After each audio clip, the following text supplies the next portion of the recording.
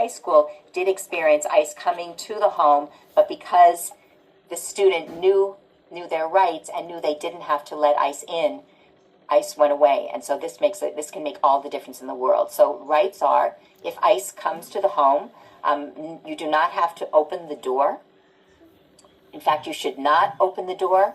I asked the question during one of the trainings, if you open the door but leave the chain on, is that considered opening the door or leaving it shut? And I was told that could be interpreted as allowing ICE in. And so you should keep the door closed, remain silent, say, I plead the fifth, and choose to remain silent. Now, we know many of our families, or some of our families, if they're home, they may not be able to say these words in English. And so there are something called red cards that that are also on our resource page that can be printed for free. They look like this. I apologize, even though they are called red cards, you can print them on any color.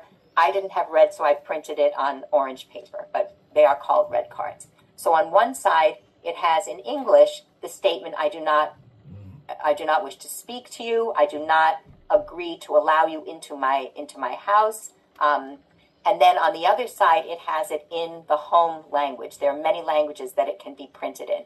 And so someone at home could slip this under the door, and it would therefore be in both languages.